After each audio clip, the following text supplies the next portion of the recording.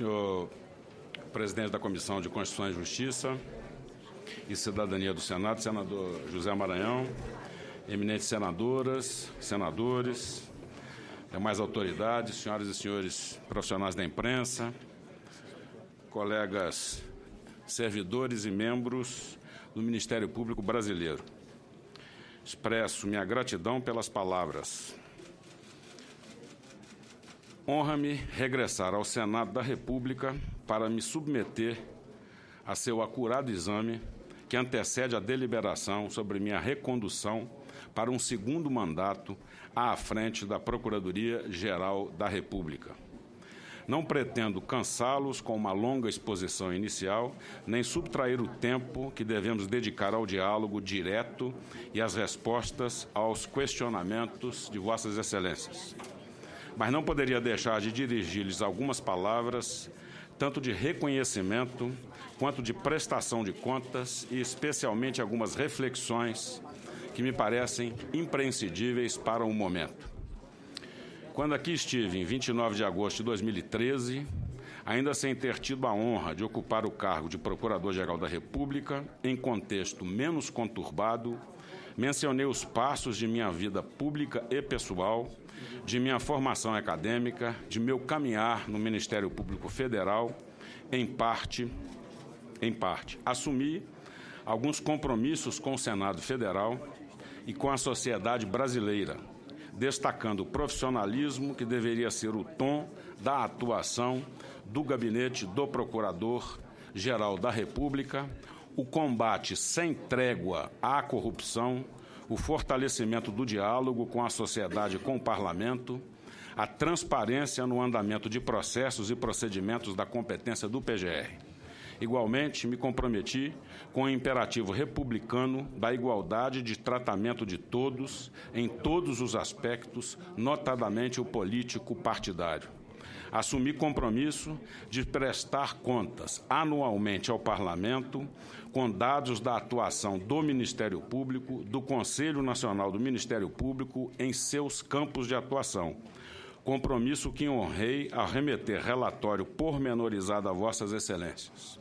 Mais do que isso, em 29 de outubro, estive nessa mesma comissão para apresentar o relatório anual de gestão da Procuradoria-Geral da República, de modo a concretizar o propósito de entabular saudável diálogo entre a Câmara Alta do Parlamento e o Ministério Público Brasileiro, já que aqui compareci como chefe do Ministério Público da União e presidente do Conselho Nacional. Embora tenha dados concretos para trazer ao Senado, não creio ser o caso de transformar essa locução em prestação exauriente de contas. Todos percebemos que o país vive um momento particularmente delicado nas relações sociais, agravado pelas dificuldades econômicas do presente.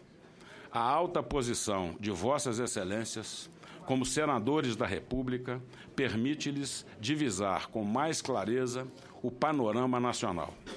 Não podemos menosprezar os fatores que ameaçam obstruir o diálogo institucional nesse contexto de certa polarização dos embates sociais e de dificuldades decorrentes da apuração de grave casos de corrupção que inevitavelmente tem reflexos sobre pessoas físicas e jurídicas, não obstante a atuação responsável do Ministério Público na sua elucidação. Sem desviar-se da legalidade ou se divorciar do dever de respeitar direitos fundamentais, o Ministério Público Brasileiro vem cumprindo a missão da qual o Parlamento lhe incumbiu e tem submetido ao Poder Judiciário os resultados dessas investigações à espera do devido processo legal. Há percalços, mas todos testemunhamos um amadurecimento das instituições democráticas nacionais. Todos percebemos, pouco a pouco, a consolidação do compromisso republicano de igualdade e legalidade. O Brasil demonstra a seus cidadãos e às demais nações que a defesa do interesse público e a punição de transgressão à lei, sem distinção de qualquer natureza, são dois traços importantes do Estado de Direito. Presencia-se o normal funcionamento do sistema judicial e o exercício das liberdades públicas, que há muito se consolidaram nos países adiantados. Ideal de igualdade de todos diante da lei constitui justa expectativa dos brasileiros, que já se firma entre nós. Nessa quadra, vemos o livre exercício das instituições nacionais, que mutuamente se reforçam em lugar de se desgastarem quando desempenham suas competências constitucionais. As relações entre legislativo, executivo, judiciário e Ministério Público não se rompem pelo exercício responsável e isento das atribuições que lhe foram outorgadas pelo povo.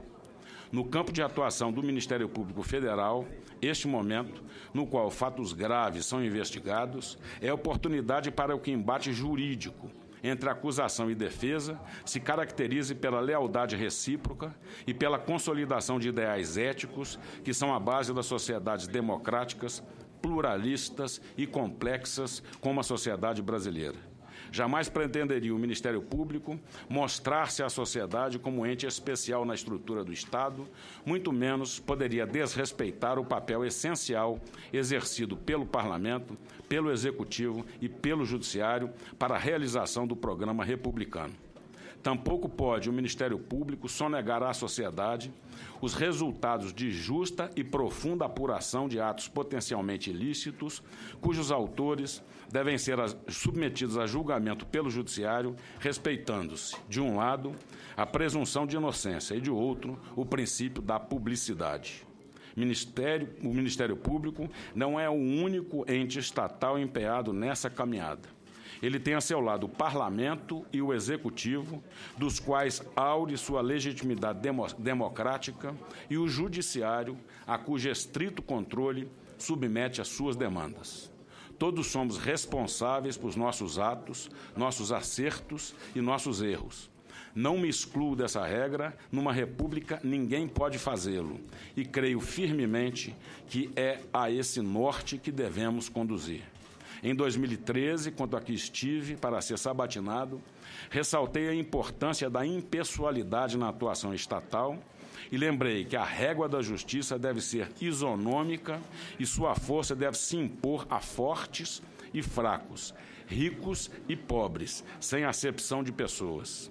Tal mensagem que a linguagem simples do povo traduz no pau que dá em Chico, dá em Francisco, transmite à sociedade mensagem essencial de igualdade, de republicanismo, de isenção de privilégios, de impessoalidade e, antes de tudo, de funcionamento regular do Estado. É natural que uma pergunta se coloque nesse retorno ao exame pelo Senado.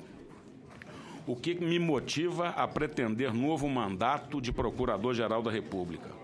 Digo a vossas excelências, com sinceridade, que esse desejo não se presta à satisfação do ego e nem se deve à sofreguidão do poder.